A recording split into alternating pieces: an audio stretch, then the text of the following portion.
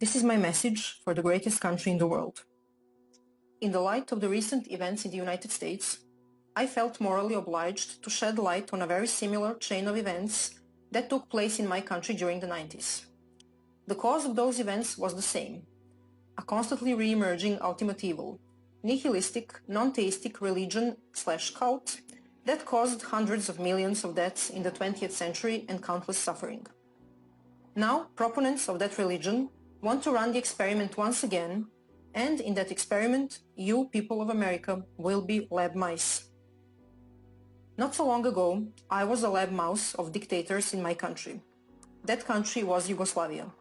Rather than giving you lessons about history of my country, I want to give you the timeline of the events which led to an extremely bloody war and dissolution of Yugoslavian Federacy.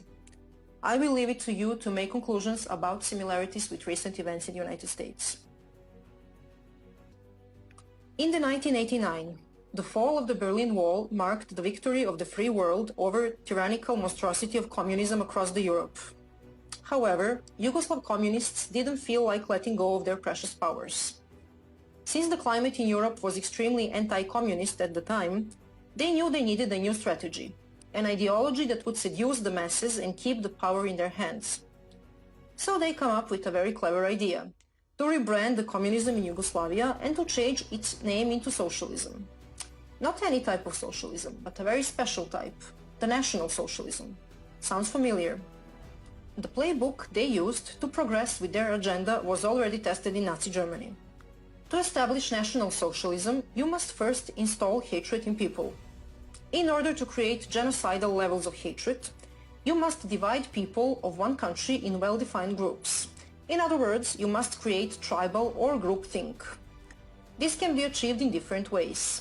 You can divide people by ethnicity, by race, by religion. You can let your imagination go wild. Since Yugoslavs were white and practically indistinguishable among themselves, the only card they could play was the religion card. Yugoslavia was very mixed religion-wise, and we had Orthodox Christian Serbs, Catholic Croats and Slovenes, and Muslim Bosnians. A perfect starting position. In the next phase, you must start making such social policies so terrible that will inevitably lead to the countless individual disadvantages.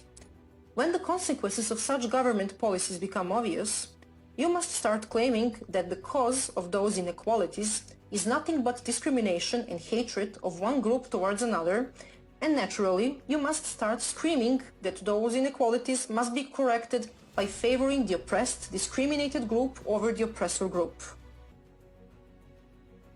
Enter national quotas for hiring.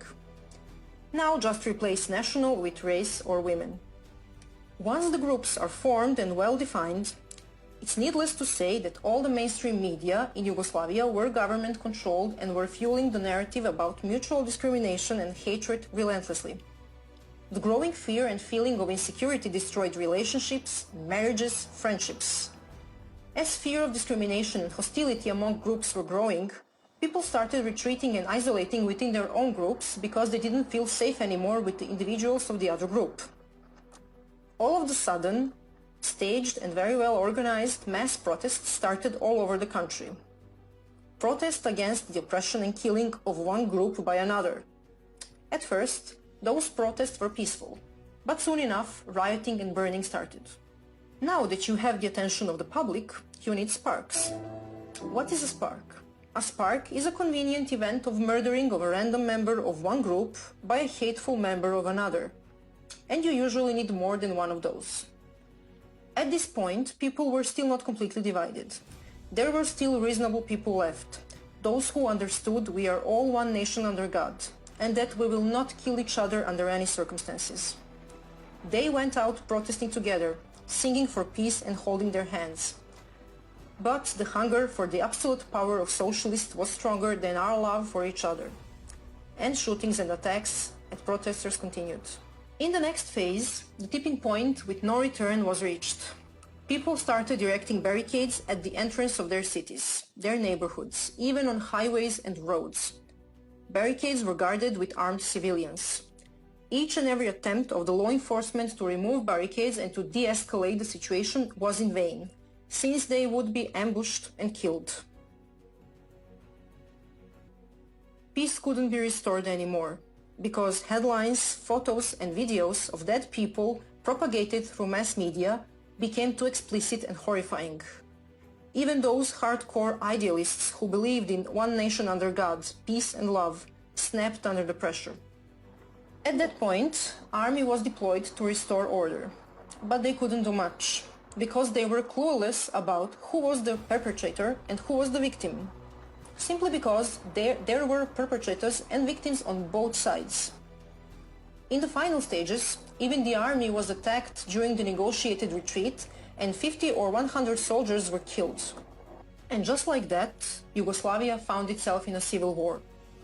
City against city, village against village, family against family, and so on until the whole territories became cleaned of the members of the enemy group. Genocide, ethnic cleansing, relocation of hundreds of thousands of people were everyday news. It lasted 4 years. 100,000 people died. Some 500,000 were displaced. Those people lost everything.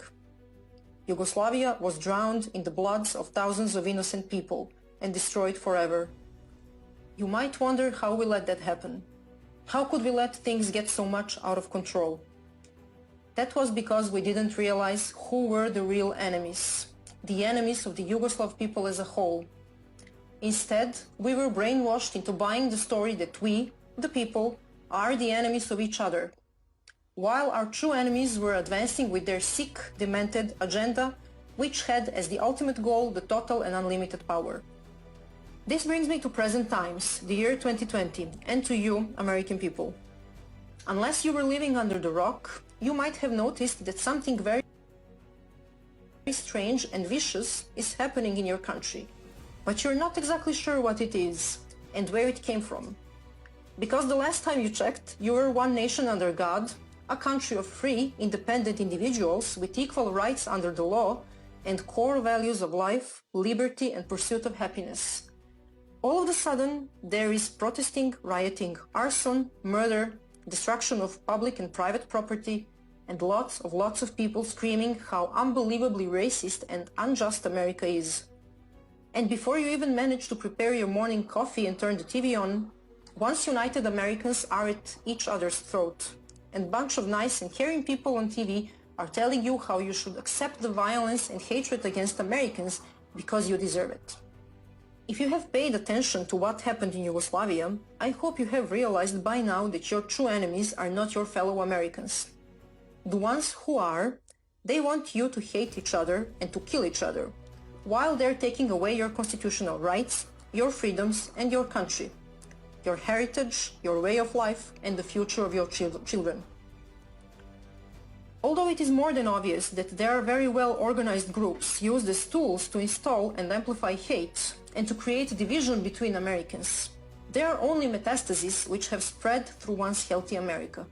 Of course, there are violent terrorist organizations and they must be removed as well. But the main cancer that is killing America, the one where all this mayhem is coming from, is somewhere else. The real and extremely dangerous enemies of American people are the elected officials in your government, in your states, in your courts. Representatives, governors, mayors, judges. The ones who are pulling the ropes. The ones who hate America and American people so much that would even sacrifice the life and prosperity of their own children just to see it burn to the ground and American blood spilled. Those are really sick, demented, ideologically possessed people, and they are in high positions in the government. They are governing your states, your cities, and making decisions in your courts. You know very well who they are.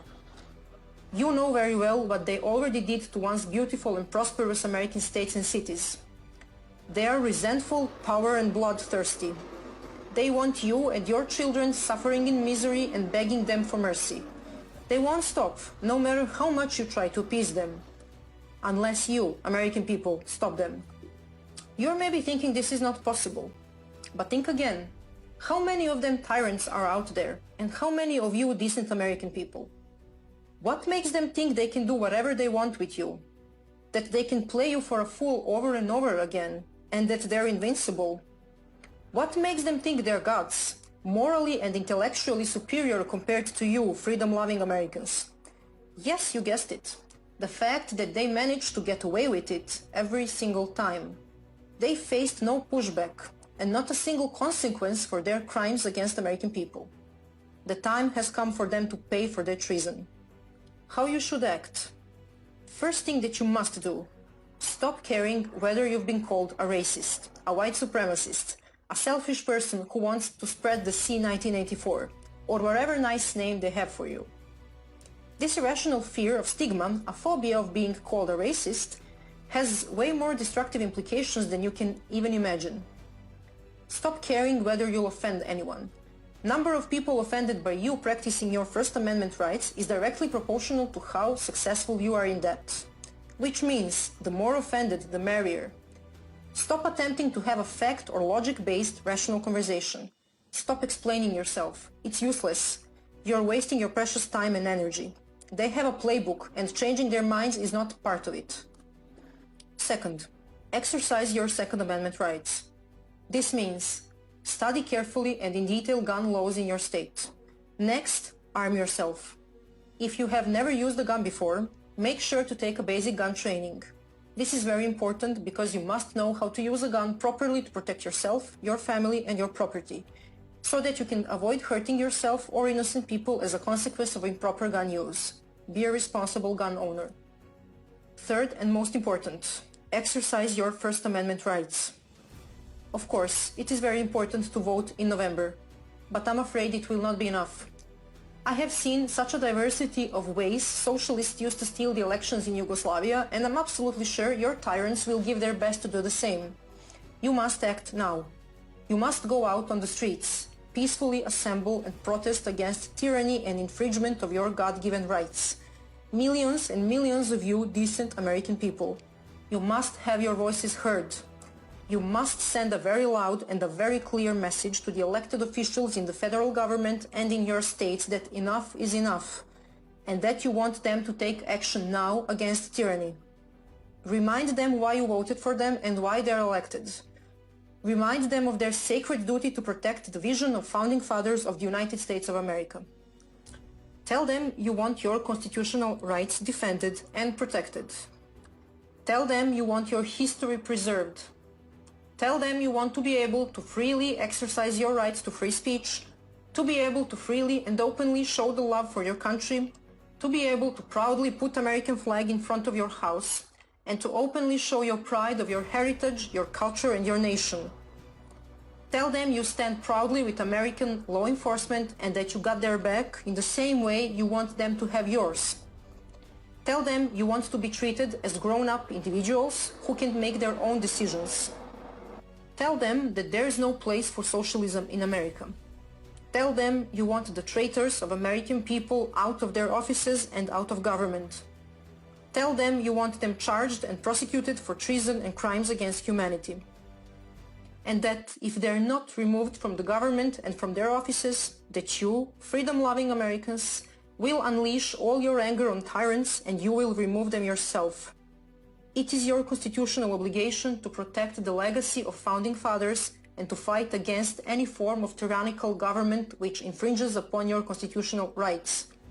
Never forget why you celebrate the Independence Day. Don't be afraid whether you will get attacked for exercising your First Amendment rights. You certainly will be. If that happens, defend yourself. Remember, self-defense is not violence, no matter what they tell you and what they accuse you of. President Trump is on your side, and on the side of liberty. Because if he weren't, they wouldn't try this hard to sabotage him in every way possible, to make a nightmare out of his life and his presidency, and to remove him from the office. He's in their way of them getting what they want. But he cannot fight this battle alone. He's having a very hard time right now, defending your freedoms. That's why you must show him you stand tall and proud with him, united in a fight against tyranny, against hate and violence, and against the ultimate evil of socialism. You must show your open and unlimited support to his vision of draining the swamp and protecting the law and order and freedoms of American people. You must understand that, besides being a gatekeeper of free America, President Trump is also a gatekeeper of the free world. This means that if we, free people of the world, lose America, we will lose the world as well. You must not make the same mistakes us Yugoslavs made, because the only casualties of our mistakes were ourselves.